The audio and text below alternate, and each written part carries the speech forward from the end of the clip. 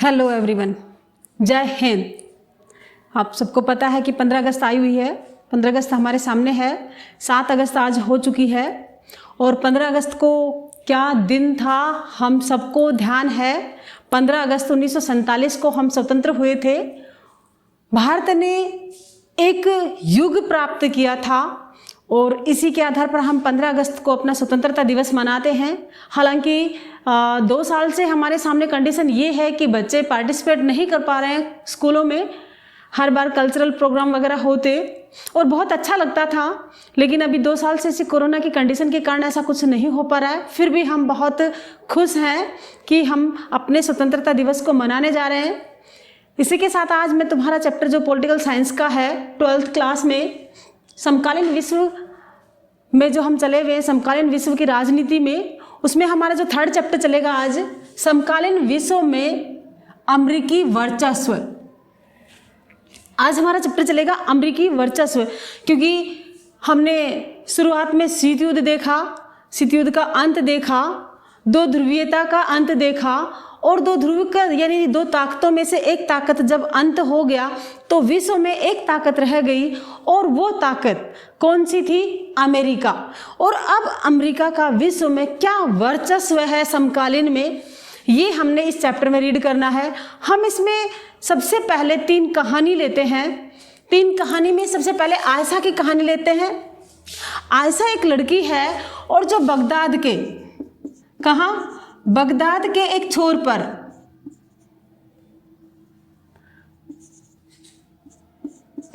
पर स्कूल है और उस स्कूल में ये पढ़ती है, विद्यालय में पढ़ती है और इसका मकसद है पढ़ कर के क्या बनना? डॉक्टर बनना। लेकिन हुआ ये कि 2003 में इसके देश पर आक्रमण हो गया, हवाई हमले हो गए और ये अपने दोस्तों के साथ छुपी हुई थी। कौन? आयशा। लेकिन जहां ये छुपी हुई थी वहां हवाई हमले के तहत एक मिसाइल आती है और उस पर गिरती है और इसकी एक टांग जाती रहती है, यानी कि ये चलने फिरने में असमर्थ हो जाती है। किसमें? चलने फिरने में।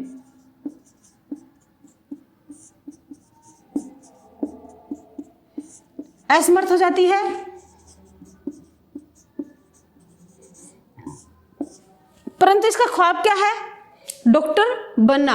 अभी भी इसने ये अपना ख्वाब पाला हुआ है कि मुझे पढ़ लिख कर क्या बनना है? डॉक्टर बनना है। परंतु ये कब संभव होगा? जब संभव होगा जब इसके देश से विदेशी सेना निकल जाएगी। जब इसके देश से विदेशी सेना बाहर हो जाएगी तभी तो शांति बहाल होगी, और शांति बहाल होगी तभी ये अपने बारे में भी सोच पाएगा, देश इन नागरिकों के बारे में सोच पाएगा और ये अपना ख्वाब पूरा कर पाएगी। पहला हमने आयशा की कहानी सुनी। दूसरी हमारे सामने जाबू है डरबन का। कहाँ का? डरबन। ये कहाँ है? दक्षिण अफ्रीका।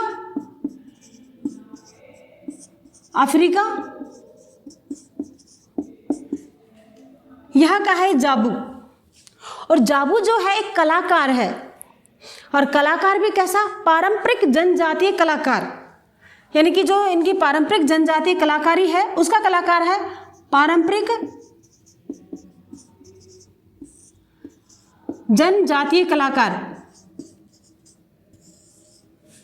कलाकार है ये। और ये क्या चाहता है? मैं अपनी कला को आगे निखारूं और क्लास स्कूल में पढूं, यानी कि आर्ट स्कूल में एडमिशन लूं और वहां से मेरी पढ़ाई करूं और उसके बाद स्वयं का एक स्टूडियो खोलूं। किसका? स्वयं का स्टूडियो खोलने का इसका ख्वाब है।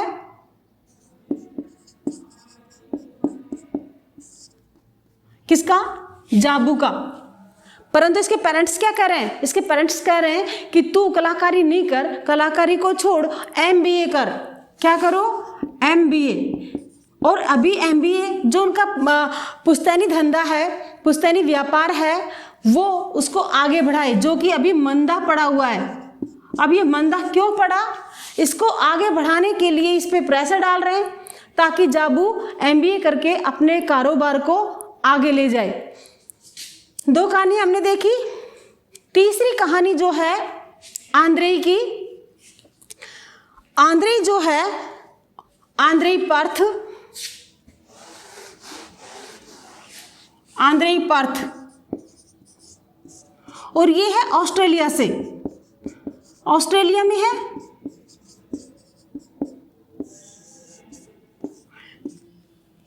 ऑस्ट्रेलिया में रहता है। ये रूस से अप्रवासित है, रूस से आया हुआ है, अप्रवासी है, यानी कि इसके माता पिता यहां आ गए। और जब ये चर्च में जाता है तो नीली जींस पहनता है, नीली जींस, नीली जींस पहनता है। इसकी माता को गुस्सा आता है, वो चाहती है कि यह शालीन और सभ्य वस्त्र पहने। कैसे? शालीन व सभ्य, सभ्य वस्त्र पहने।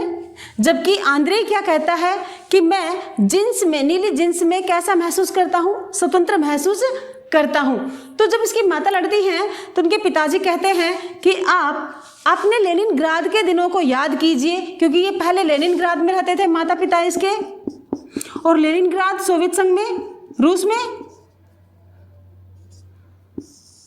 लेनिनग्राद के दिनों को याद कीजिए, जब हम यंग थे तो हम भी क्या पहनते थे? नीली जींस। और इसको किसका प्रतीक मानते थे? स्वतंत्रता का प्रतीक मानते थे। तो ये जो हमारे सामने 3 कहानियां दी गई हैं, तीनों कहानियां अपने आप में एक वर्चस्व को लेकर चली हुई हैं। हालांकि पूरे विश्व में उपनिवेशीकरण समाप्त हो गया, लेकिन जो एक स्थिति बनी हुई है वर्चस्व को लेकर के, यहां हम तीनों कहानियों में अमेरिकी वर्चस्व को नजर कर रहे हैं कि इसमें सैन्य रूप से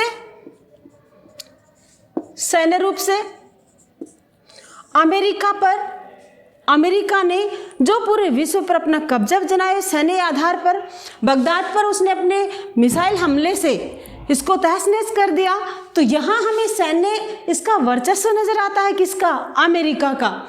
यहाँ जो व्यापार है आर्थिक रूप से, आर्थिक तरीके से देखते हैं हम, क्योंकि विश्व के बाकी व्यापार ठप हो चुके हैं और अमेरिका का जो व्यापार है वो बढ़ा हुआ है। अमेरिका पूंजीवादी राष्ट्र और उसने अपनी शक्ति को बढ़ा रखा, आर्थिक रूप से व्यापार को फैला रखा है। तो यहाँ अमेरिका का आर्थिक रूप से वर्चस्व हमें नजर आता है। और इसमें जब हम देखते हैं नीली जींस में, क्योंकि नीली जींस किसकी देन है? नीली जींस जो है अमेरिका की देन है। किसकी देन है भाई? अमेरिका की। और ये एक सांस्कृतिक वर्चस्व हमें नजर आता है। वर्चस्व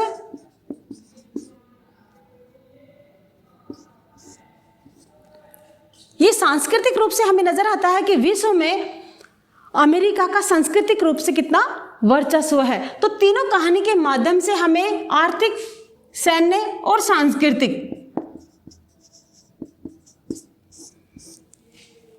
रूप से अमेरिका का वर्चस्व नजर आ रहा है। और हमारा चैप्टर भी यही है, समकालीन विश्व में अमेरिकी वर्चस्व।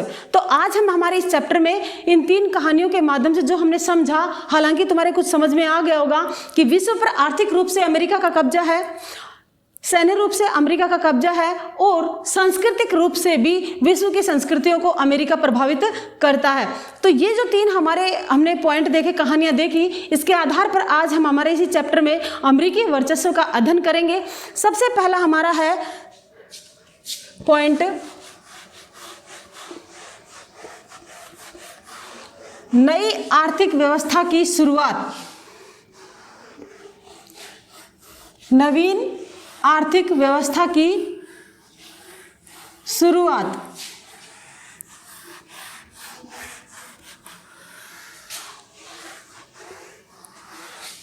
कि पूरे विश्व में जब सोवियत संघ का विघटन हो गया, उसके बाद मात्र एक शक्ति रह गई और उसके आधार पर किस प्रकार विश्व की आर्थिक व्यवस्था बदल गई।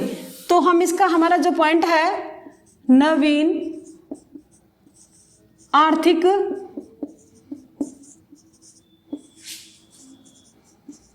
व्यवस्था की शुरुआत।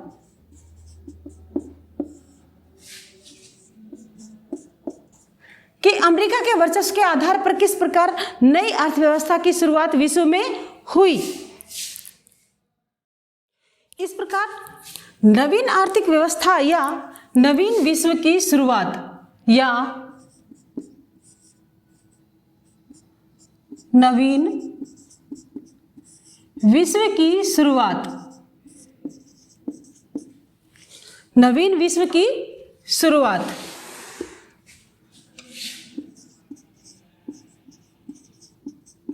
हम इसको आर्थिक व्यवस्था की बजाय नवीन विश्व की शुरुआत ज़्यादा कहेंगे, क्योंकि यहाँ से एक नवीन विश्व का शुरुआत हुई, उसी में आर्थिक रूप से भी आएगा हमारे सामने आगे।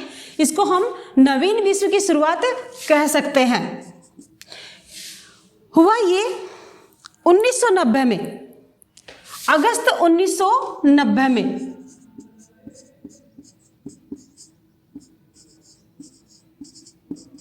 इराक ने क्या किया? कुवैत पर हमला किया। इराक द्वारा कुवैत पर हमला।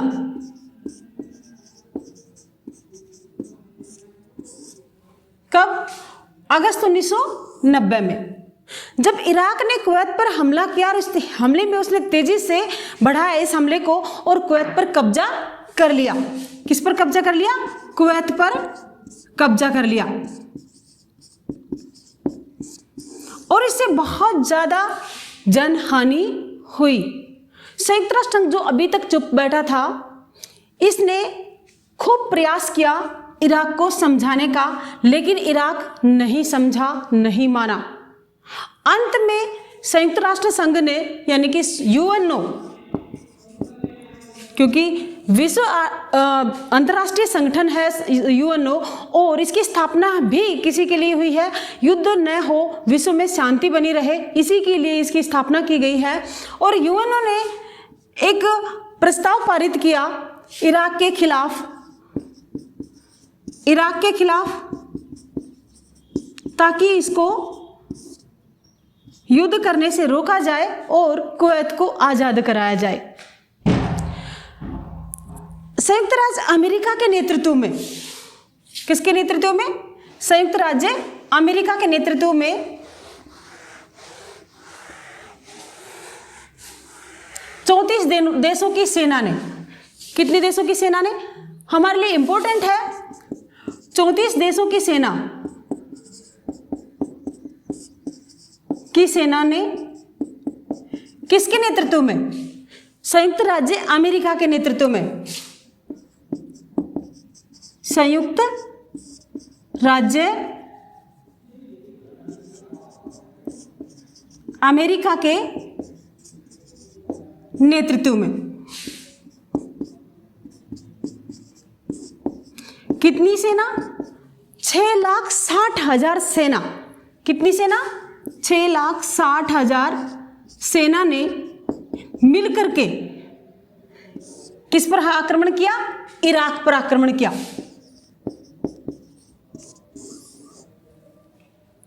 हालांकि इराक का जो राष्ट्रपति था सद्दाम हुसैन, इराक का राष्ट्रपति उस समय कौन था?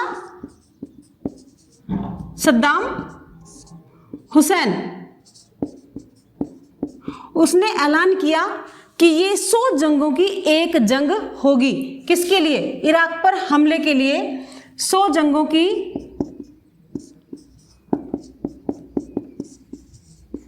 एक जंग होगी, ये ऐलान किया। परंतु इतनी सेना ने संयुक्त राज्य अमेरिका के नेतृत्व में इराक पर कब्जा कर लिया, इराक से कुवैत को छुड़वा लिया और इराक की सेना जल्दी ही हार गई इराक की सेना। ये जो स्थिति आई, इसको संयुक्त राष्ट्र संघ ने क्या कहा? Operation desert storm. Operation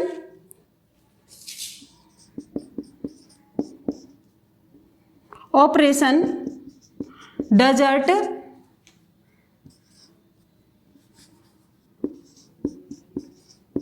storm, इसको कहा ऑपरेशन डेजर्ट स्टॉर्म। इस ऑपरेशन को नाम दिया जो संयुक्त राष्ट्र संघ के द्वारा चलाया गया अभियान इराक के खिलाफ, इसको ऑपरेशन डेजर्ट स्टॉर्म कहा गया और इसे ही प्रथम खाड़ी युद्ध भी कहा गया।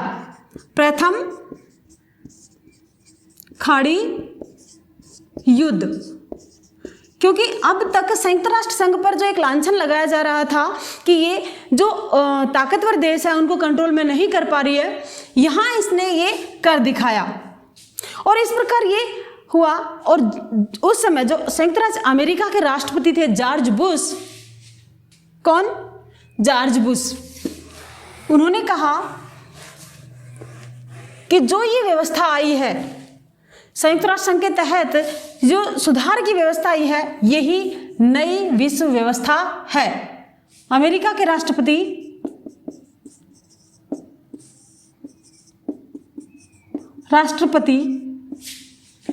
जॉर्ज बुश ने इसे नवीन विश्व की शुरुआत कहा। जैसा कि हमारा पॉइंट था, नवीन विश्व की शुरुआत अमेरिकी राष्ट्रपति जॉर्ज बुश ने कहा। जो ये 6,66,000 सेना थी, इसमें लगभग 75% सेना किसकी थी? संयुक्त राज्य अमेरिका की। संयुक्त राज्य अमेरिका की थी 75% सेना।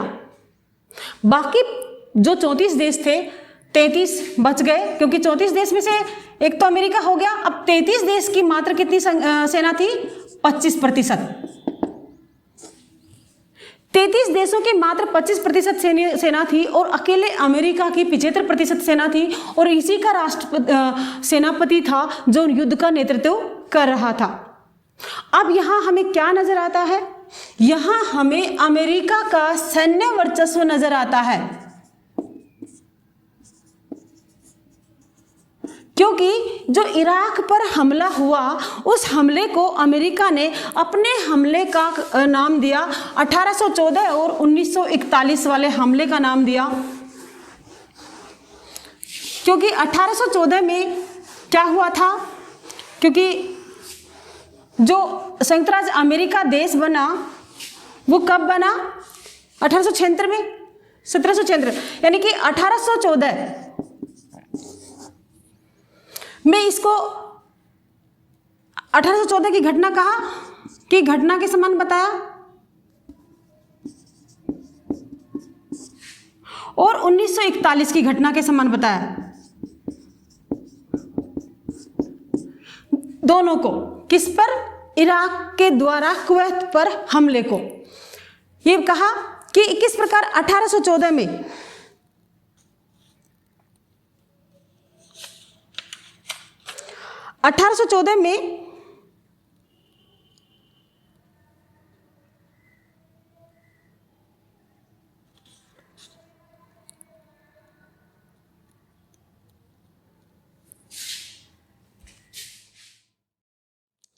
इस प्रकार इराक पर जो हमला था, इराक पर हमला जो 34 देशों का था, संयुक्त राष्ट्र संघ के अनुसार या आदेश अनुसार संयुक्त राष्ट्र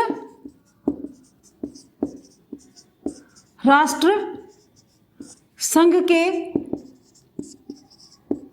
अनुसार, आदेश अनुसार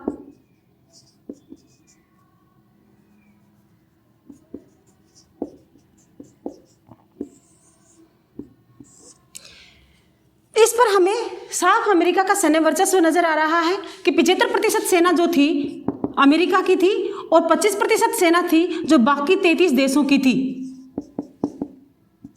अकेले अमेरिका की थी। और इसे प्रथम खाड़ी युद्ध से, क्योंकि इसे क्या कहा गया था, प्रथम खाड़ी युद्ध भी कहा गया था।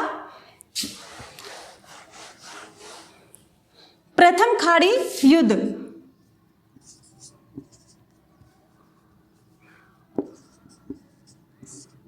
खाड़ी युद्ध कहा गया।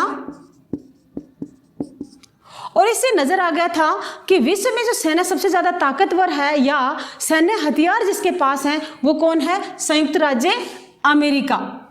कौन, संयुक्त राज्य अमेरिका।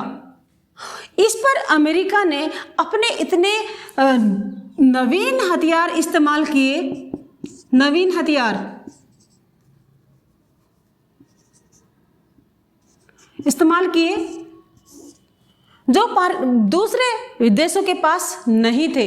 और इन नवीन हथियारों के कारण कुछ पर्यवेक्षकों ने इस युद्ध को कंप्यूटर युद्ध की संज्ञा भी दी।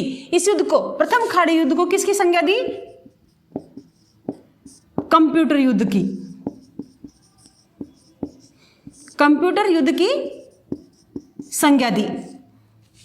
और इस युद्ध को मीडिया ने इतना ज्यादा कवरेज किया, हर टीवी पे, समाचारों में, सब में इस युद्ध को कवरेज किया गया, अमेरिका की सैन्य पावर को दिखाया गया।